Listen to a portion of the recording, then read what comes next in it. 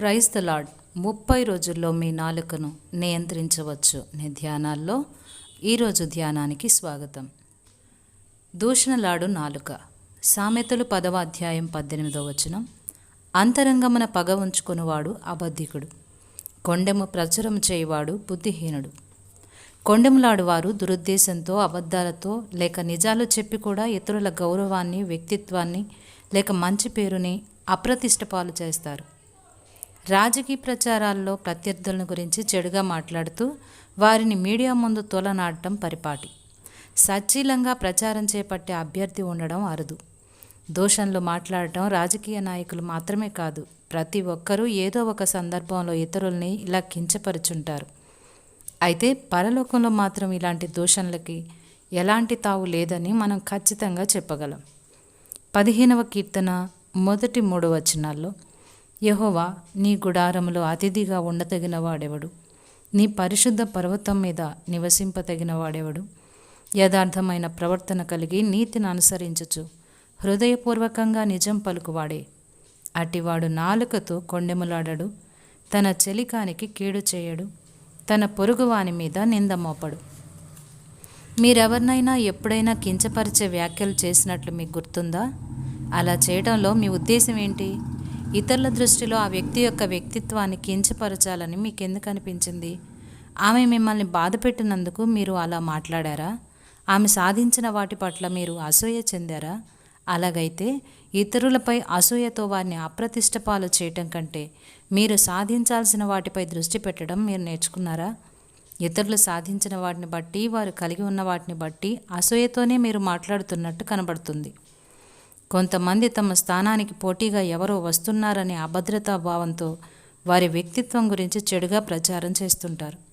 క్రొత్త నిబంధన సంఘనాయకుడైన దియోత్రేఫే విషయం ఇలాంటిదే.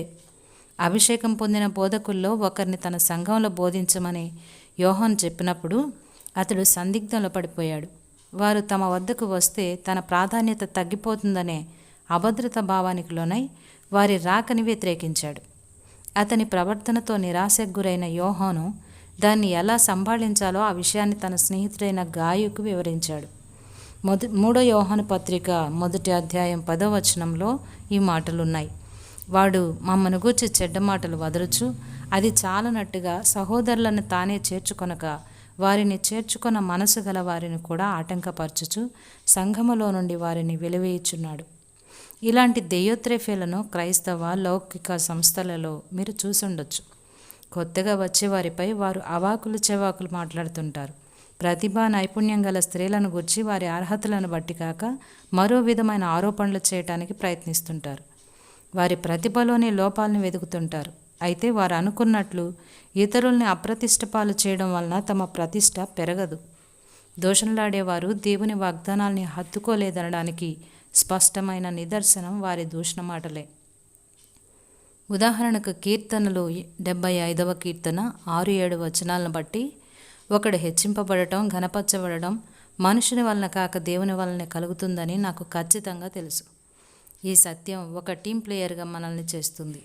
నా వెలుగు ప్రకాశించాలంటే మరొకరి వెలుగును ఆర్పేయాల్సిన అవసరం లేదు.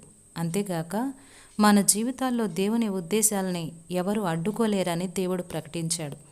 14వ అధ్యాయం యెషయా గ్రంథం 27వ వచనం. సైన్యములకు అధిపతియగు యెహోవా దాన్ని నియమించి ఉన్నాడు, రద్దుపరచగలవాడెవడు? బాహుచాచినవాడు ఆయనే, దాన్ని త్రిప్పగలవాడెవడు? దేవుడు మన గమ్యాన్ని నిర్దేశించి మనకి వ్యతిరేకంగా చేయబడిన చెడు కార్యాలన్నిటిని బట్టి ప్రతీకారం చేయబోతున్నందున మనం ఎందుకు దూషణలకు పాల్పడాలి? గ్రీకులోని దూషణ అన్నమాట డైబోలోస్ నుండి గ్రహించబడింది. ఆ మాటకు దయ్యం అని అర్థం. దూషించటం అనైతికం. దేవుడు ఈ దయ్యపు క్రియని అసహించుకుంటాడు. కించపరిచే మాటలతో ఇతరుల్ని మనం అప్రతిష్ట పాలు చేయటానికి ప్రయత్నించినప్పుడు చెడు విత్తనాలని మనం విత్తుతున్నాం. తదనుగుణంగా వాటి ఫలితాలను కూడా మనం అనుభవిస్తాం. సామెతల గ్రంథం 13వ అధ్యాయం 3వ వచనంలో ఇలా ఉంది: తన నోరు కాచుకొనువాడు తన్ను కాపాడుకొనును, ఊరకొనక మాట్లాడువాడు తనకు నాశనం తెచ్చుకొనును. ప్రియ స్నేహితులారా, ఈరోజు ఈ విధంగా తీర్మానం చేద్దాం. దూషణలకు నేను దూరంగా ఉంటాను. ఫిలిప్పీ పత్రిక 4వ అధ్యాయం 8లో చెప్పబడిన రీతిగా నేను సంభాషిస్తాను. ఏవి సత్యమైనవో, ఏవి మాన్యమైనవో, ఏవి న్యాయమైనవో, ఏవి పవిత్రమైనవో, ఏవి రమ్యమైనవో, ఏవి ఖ్యాతిగలవో వాటిని గురించి మాత్రమే మాట్లాడతాను. ఇదే గనుక మన అందరి తీర్మానమైతే ప్రభు మనల్ని దీవించునుగాక.